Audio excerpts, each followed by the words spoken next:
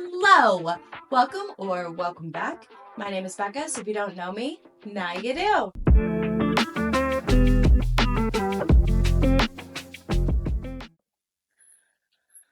I think I left my mouse there. It's so far. Water strong this week. Whoa! Crazy. Okay.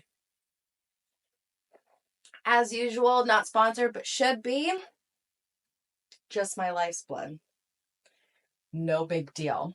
Okay, today is exciting because I think that I haven't really done this before on any platform where I've talked about my favorite books of all time. These are books that either got me into reading or propelled me to be a lifelong reader, but these books are 6 stars, non-negotiable, perfect books. Now, obviously, with any book, there are people out there who don't like these books, which is fine and great, actually. Today, I'm going to go over my 6-star books. These are my favorite books of all time, have helped shape me into the person I am today. These books have just such a warm place in my heart that just can't be touched.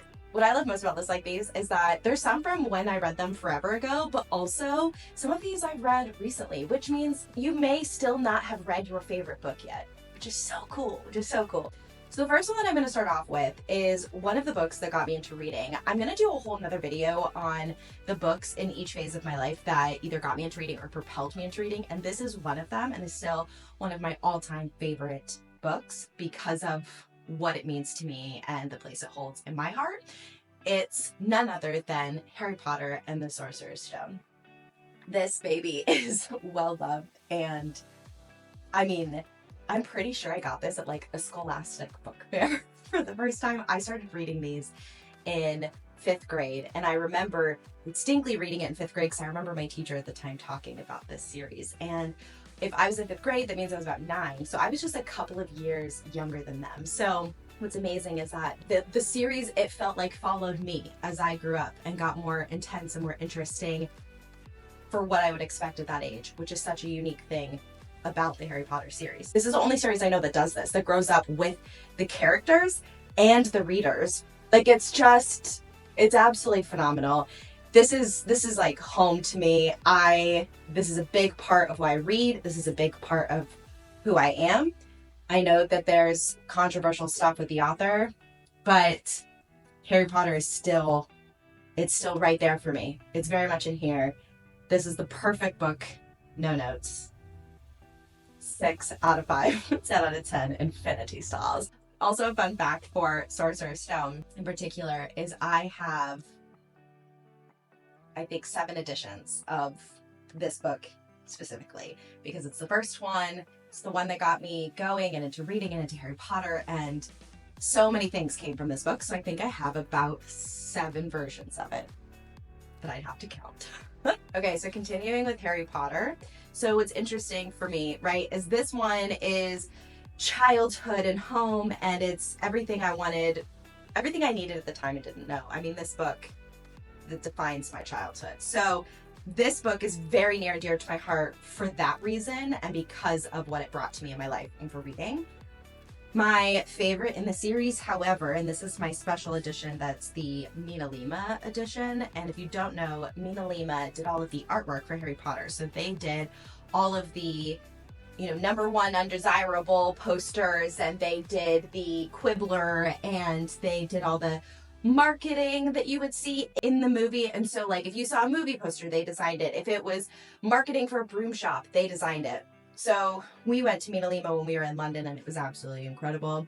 And I have the first 3, which I just heard recently that they're not doing anymore after this one, which is a true tragedy because these are absolutely stunning. But my favorite book from the Harry Potter series, which then in turn becomes one of my favorite books of all time, is Harry Potter and the Prisoner of Azkaban.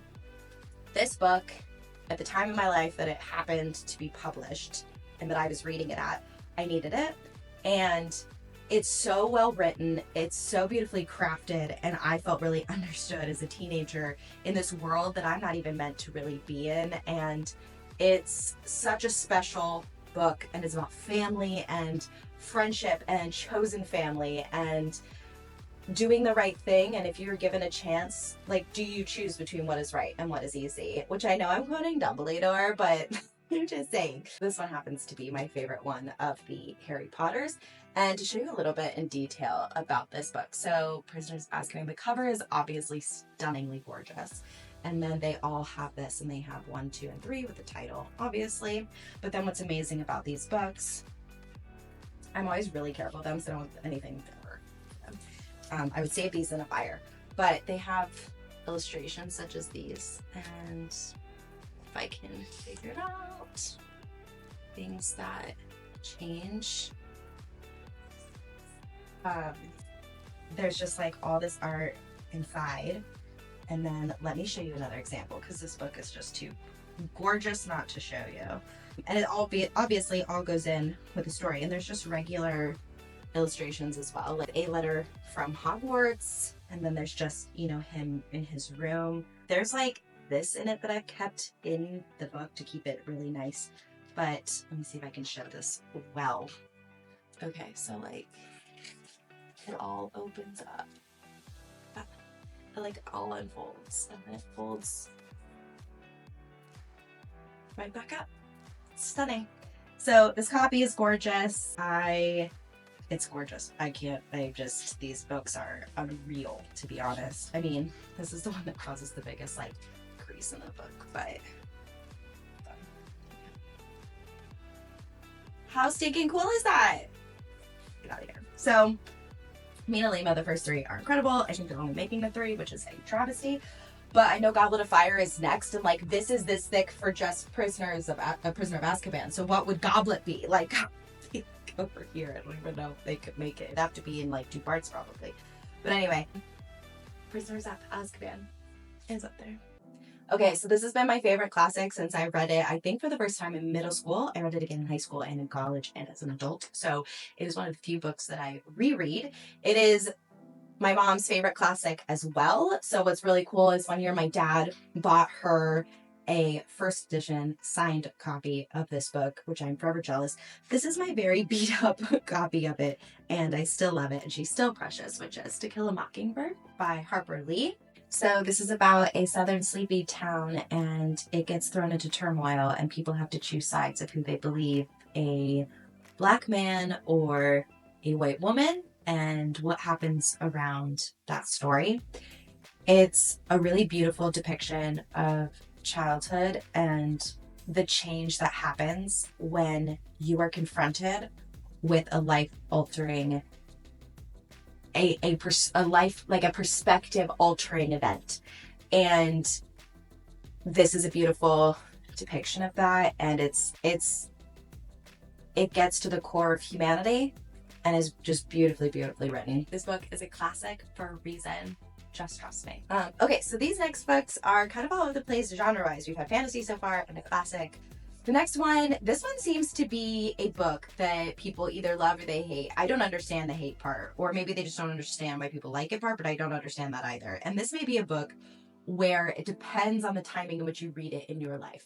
I read it at a time that it impacted me so greatly that I think about it all the time. I recommend it to everyone that I know, and it will forever be one of my favorites, which is The Midnight Library by Matt Haig. I also love How to Stop Time by Matt Haig. I would say it's a close second to this one. That one was also really good. The way that he writes is so beautiful and poignant in not so many words. I think each chapter feels a little bit like its own little essay, but it moves the story forward. But you get something that will stick with you out of each chapter. So it ends and you're like, wow, and it really makes you think. It's not a long book, but it takes me a minute when I read it because I want to absorb what it's saying to me. Matt Haig, if you didn't know, was experiencing depression and anxiety, which is something that I also experienced, and he wrote these books. And something that my anxiety tends to gravitate towards is, what if I had done this thing? And so if you're kind of like, it's kind of like Spider-Man and the multiverse. I say Spider-Man just because that's the first one that comes to mind, but it's kind of like the multiverse, where it's like, in this world you did this, so this is the life that you led. And I think that in my 20s especially, there were so many things where I was like, if I had made this decision, I would still be there. And what would that life feel like? Would that be what I wanted to do? If you've ever asked yourself that question, you need to read this book. Period.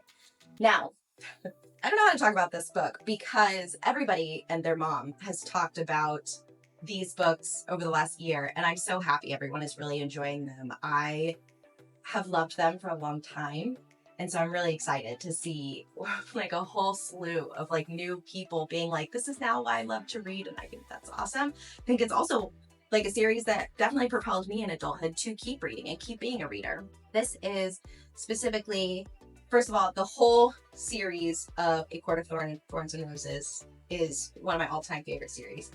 I think Throne of Glass is above it for me. So the Throne of Glass series is above Court books for me. And then out of that series, this one.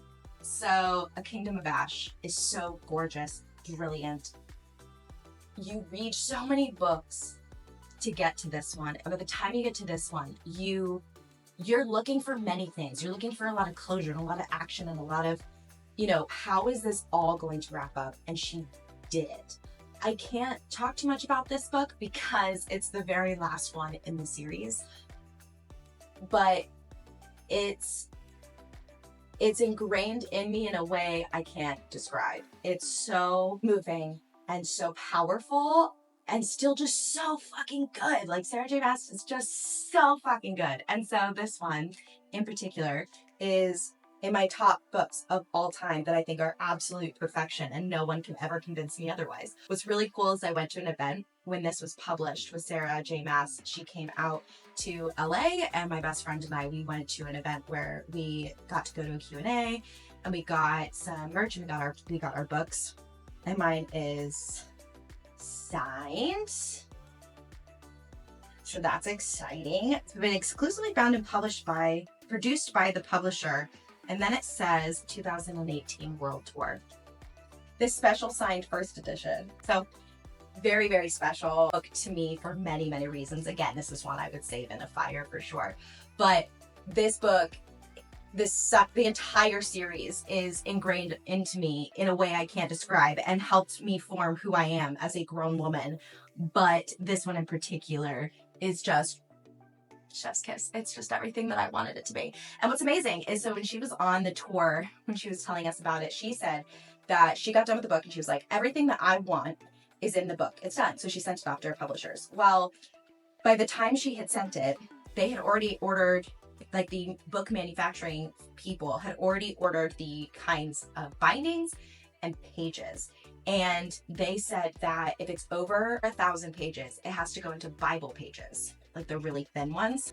So they told her she'd have to edit stuff out. And she said, no, everything that I want is in there. It has to all stay in. So it's 1,000 pages worth of writing, but it's actually 980 pages. And what they did, I'm going to blur out the text so you can't see it in case you have not read this book yet. So, okay, so they had to, because of her wanting to keep everything, they had to change the margins and where the chapter came in. They had to change that so that it could fit everything. They had to reformat the book, which is really interesting.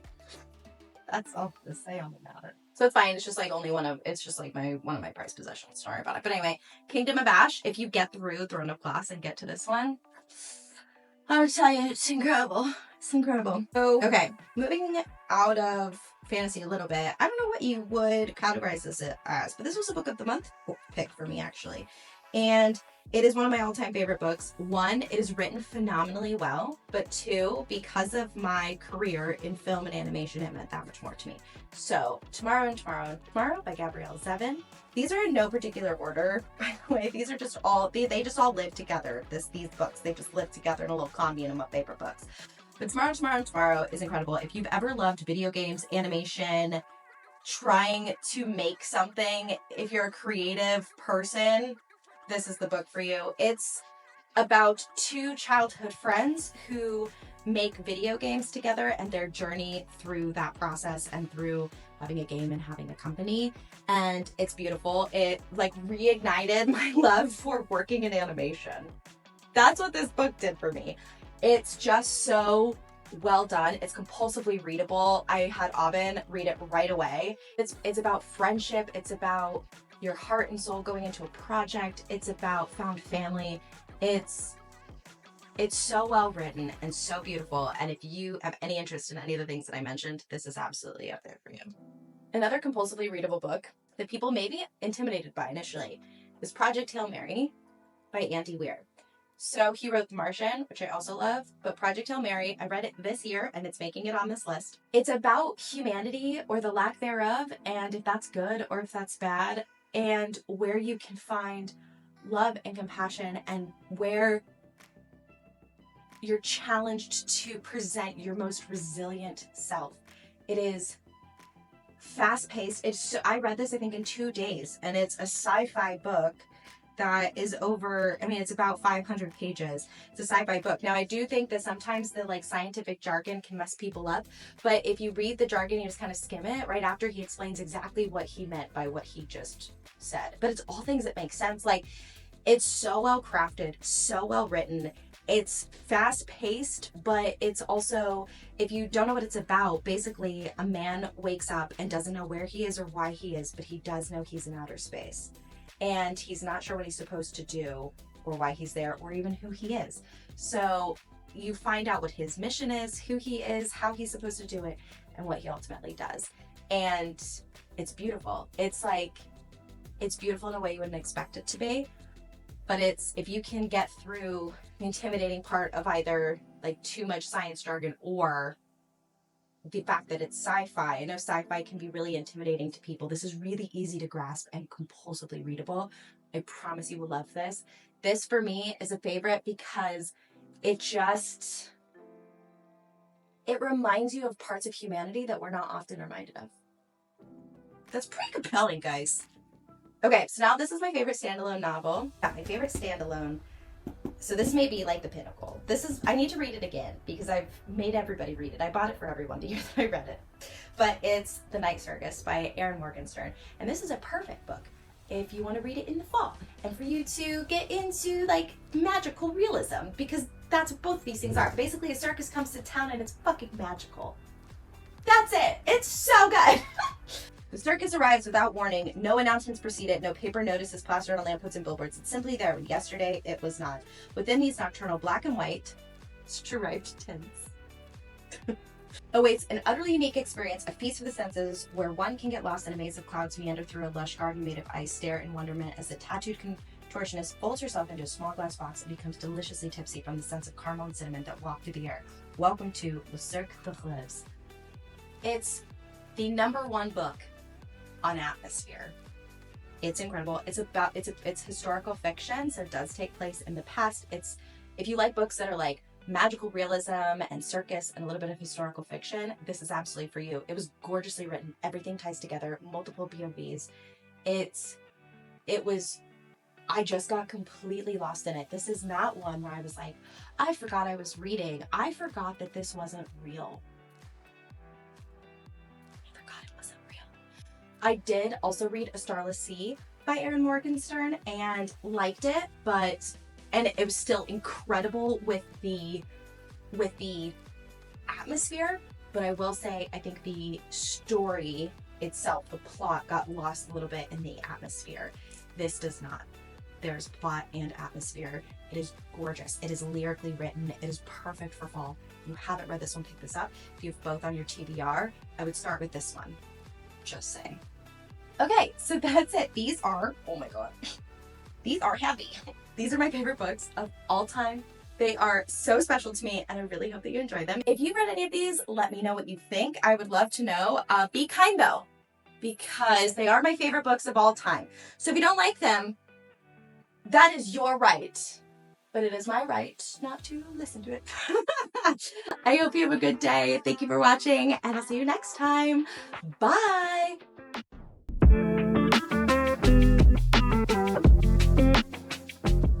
One of my videos, somebody was like, the bookshelf's giving anxiety. And I was like, so is the girl. Welcome to the party.